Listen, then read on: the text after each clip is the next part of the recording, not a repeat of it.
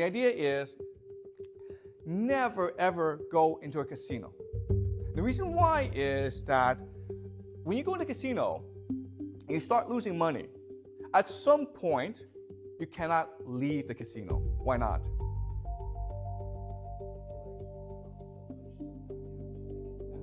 Exactly. You want to reclaim the money you've lost, okay?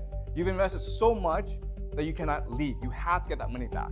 And that's the problem with war. Eventually, you've invested so much, you cannot leave the war. And that's what happened in Vietnam. America invested so much, it didn't want to leave the war because it did not want to admit that all this has been lost. Okay, it's what we call the sunk cost fallacy. And that's why, even though America could not win the war, it still wanted to fight the war. Esa trampa del casino está operando ahora mismo en el debate sobre Irán, y la mayoría de los analistas en televisión ni siquiera la mencionan porque hay 3 fuerzas privadas en Washington que están empujando activamente al Pentágono al precipicio. El presupuesto militar federal supera los 895,000 millones de dólares al año, 14 veces más que Irán, Corea del Norte y Venezuela juntos, y cada escalada fabricada en el Golfo Pérsico te impacta directo en el precio de la gasolina mensual. A continuación, Yang te muestra los 3 lobbies que ningún noticiero se anima a nombrar y que ya tienen la chequera firmada para la próxima guerra. So far in the story. So there are 3 major interests, forces that are pushing the United States towards war with Iran.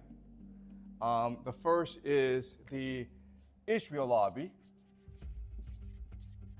Remember that the Israel lobby is composed of both Jewish interests as well as Christian interests, right?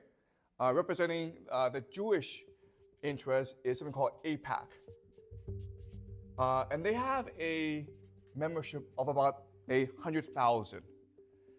But they're very wealthy. There are many billionaires in this group. So this group has financial power.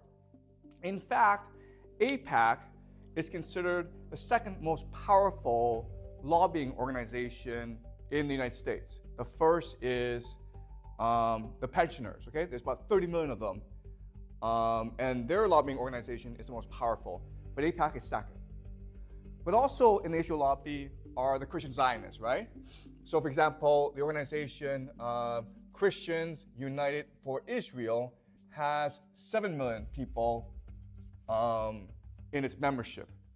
So together, the Christian Zionists and AIPAC are extremely powerful force in government, and they want a war in the Middle East in order to advance Israel's interests.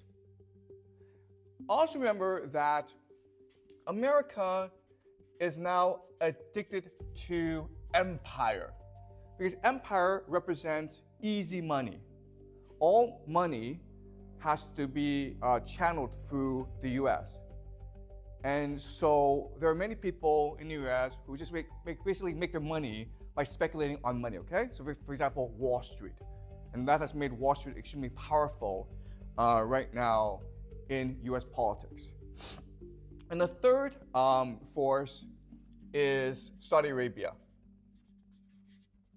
Remember that in our discussion of Saudi Arabia, we learned that the major conflict in the Middle East is actually not between Israel and Iran, but between Saudi Arabia and Iran. For Israel, Iran is a security threat because it supports Hezbollah and Hamas. But for Saudi Arabia, Iran represents a threat to its very existence. Okay? So Saudi Arabia must resolve the Iran problem soon. Right?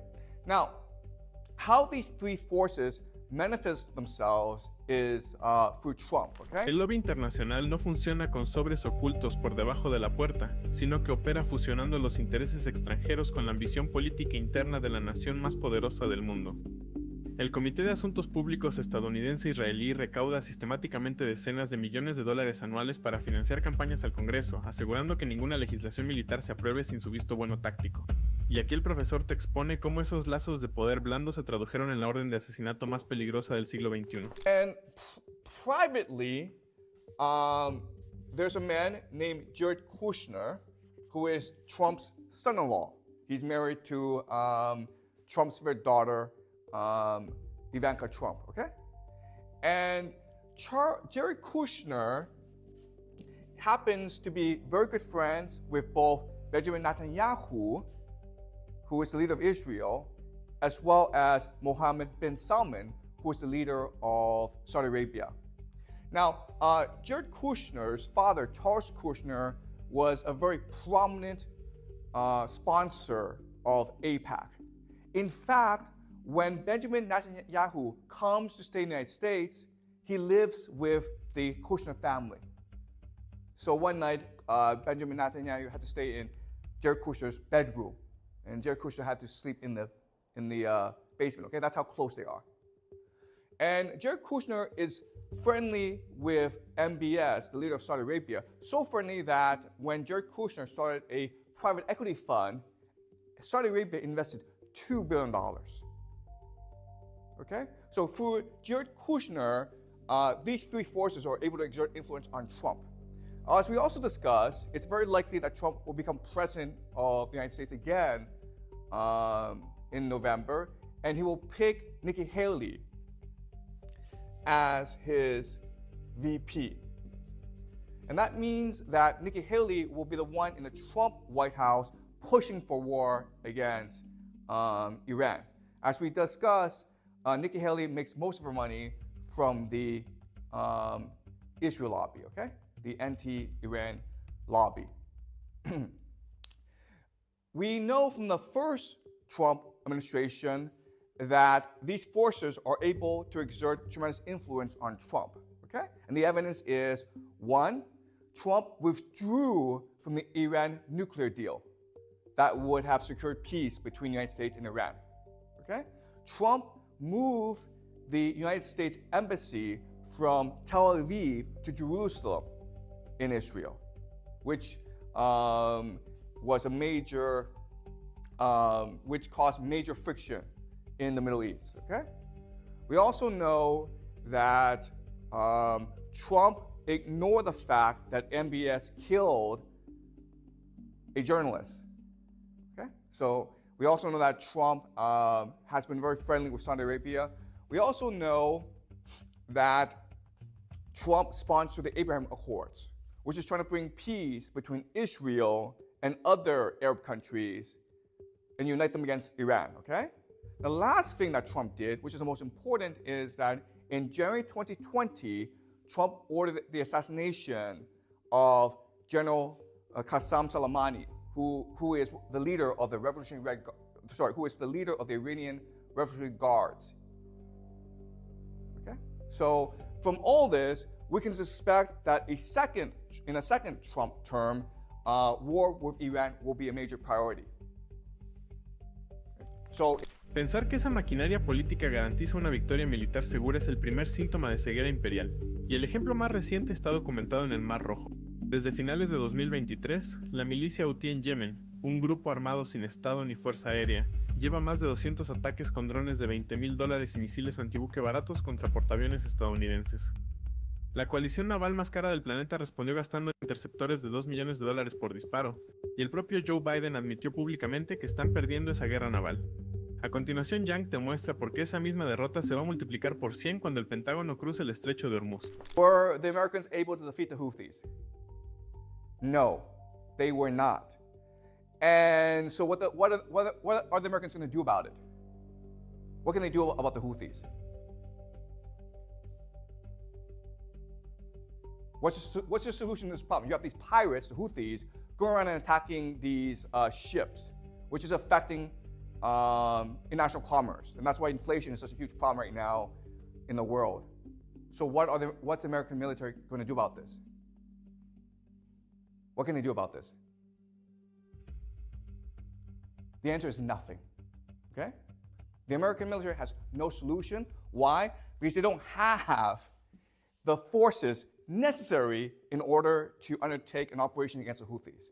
They have special forces, they have air supremacy, and they have technological omniscience, satellites, but they don't have infantry. They don't have lots and lots of ships. Therefore, they cannot stop the Houthis, okay? And what's really important is that Joe Biden has come out and said that, yes, we know we are losing the war in the Red Sea, and yes, we know that we cannot stop the Houthis, but we are going to continue on this path. Okay? Does that make sense?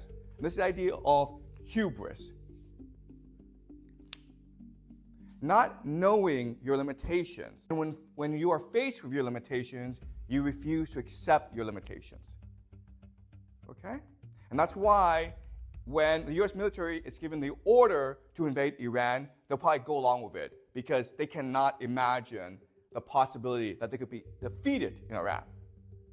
Okay? And then you have the Iran Revolutionary Corps, okay? The Revolutionary Guard. And as we discussed last class, they want war with the United States because they're very angry about US interference in Iran, right? So during the Shah regime, which was a brutal police state from 1953 until 1979, the Americans were the ones who were backing this police state. So there are many who are angry about this. They're also angry about the fact that the U.S. continues to protect Israel and Saudi Arabia. Okay? And they're also angry about the fact that Trump killed General Soleimani. Okay? And as we discussed, it's possible that the Revolutionary Guard Corps killed last week the president of Iran, Ibrahim Raisi, because he was preventing war. Okay? So they want war with the United States. So you see the map, right? You see the logic of this, where there are powerful forces in the United States pushing the United States towards war. You have Trump, who has basically agreed in his first term to raise or increase escalation with Iran. Within the Trump White House, there'll be Jared Kushner and Nikki Haley to push this war, both privately and publicly. The U.S. military has so much hubris that they think they can win this war, and Iran wants to provoke the United States into invading it. Okay? And the United States and Iran can have many, so Iran has many strategies in order to provoke the United States into war. Okay? Basically, the United States is looking for a reason, and Iran wants to give them a reason. And that's why I think war between the United States and Iran is very likely in the next 2 to 4 years. Esa escalada inminente no se diseña en mesas de estrategia militar a puertas cerradas, sino en salas de relaciones públicas que buscan el mejor encuadre visual para garantizar encuestas electorales favorables. Durante la guerra de Afganistán, que duró 2 décadas enteras, el gobierno norteamericano enterró más de $2 billones de los contribuyentes, y gran parte se gastó en reportes burocráticos fabricados para mantener una ilusión de victoria constante ante la prensa.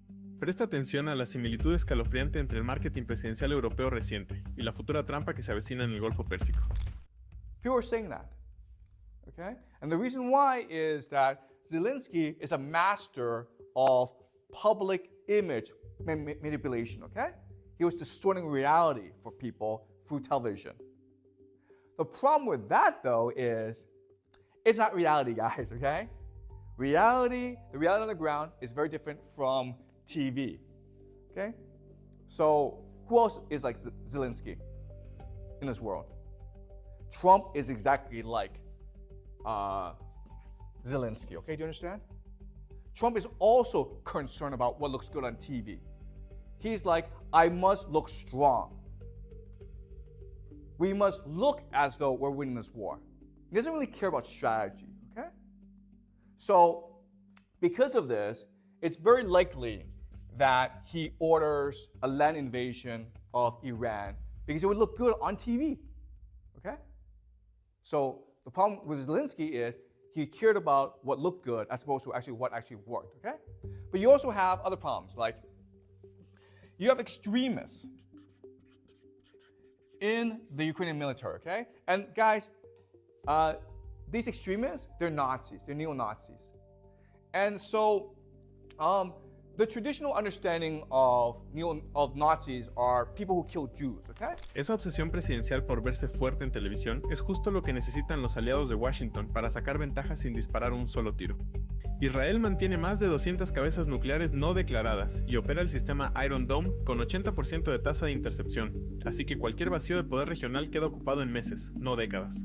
Y a continuación vas a entender por qué la teoría de juegos predice que Estados Unidos, sabiendo todo esto, igual va a meter 100.000 tropas en territorio enemigo, porque las motivaciones individuales de cada actor anulan cualquier cálculo racional colectivo. I've been teaching you this semester. And the idea is that society, what happens in the real world, is a game among human beings. Okay? And each person is trying to play this game as to optimize the outcome for that person. Okay? So the question then is, why would the United States send 100,000 troops into Iran?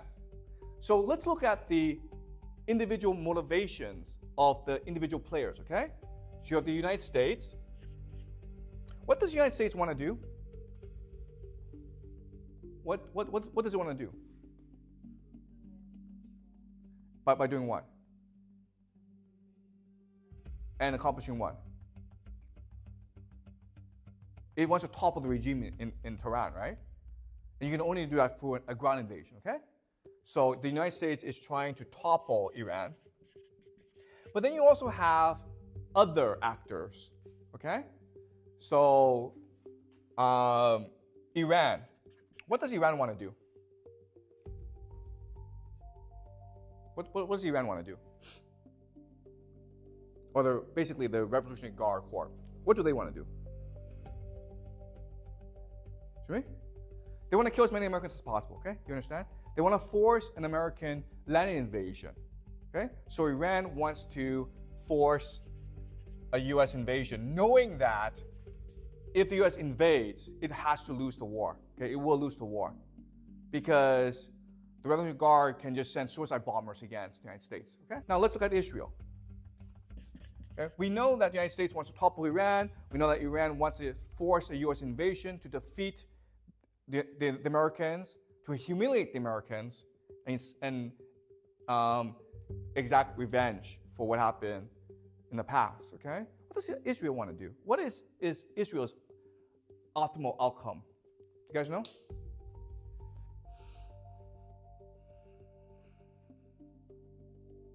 If you're Israel, what do you want to happen?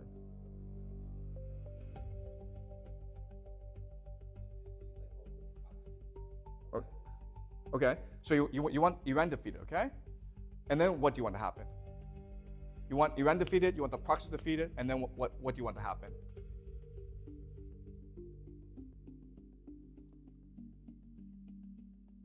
Do you want the United States to stay in the Middle East?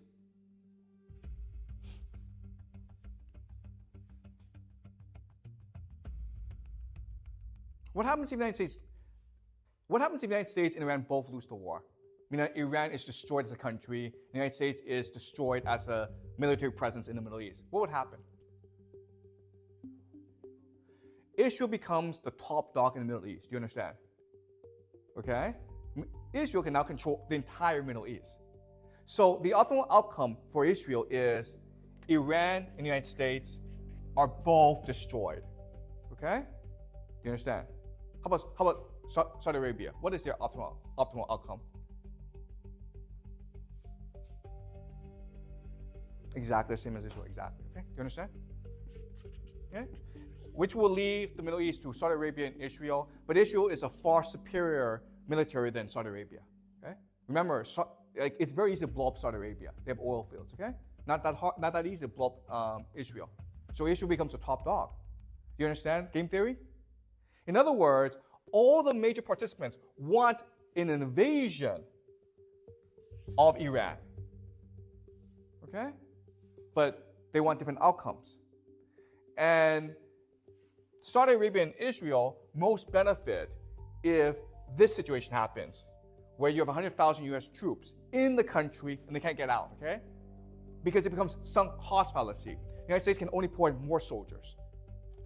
Cuando tus aliados estratégicos desean secretamente tu aniquilación militar para quedarse con el control absoluto de la región, mandar 100.000 ciudadanos al desierto deja de ser defensa democrática y se convierte en una carnicería voluntaria, financiada directamente por las retenciones de tu recibo de sueldo. Esa lógica no la analiza un comentarista de noticiero, la modelan equipos de la Rand Corporation con contratos federales por más de $200 millones al año, mientras Lockheed Martin y Raytheon gastan más de 130 millones anuales en cabildeo para que ninguna voz crítica en el Congreso pueda frenar el próximo desembarco. Si quieres ver el tablero real antes que CNN o Fox lo procesen, suscríbete al canal porque las próximas jugadas se están firmando esta semana.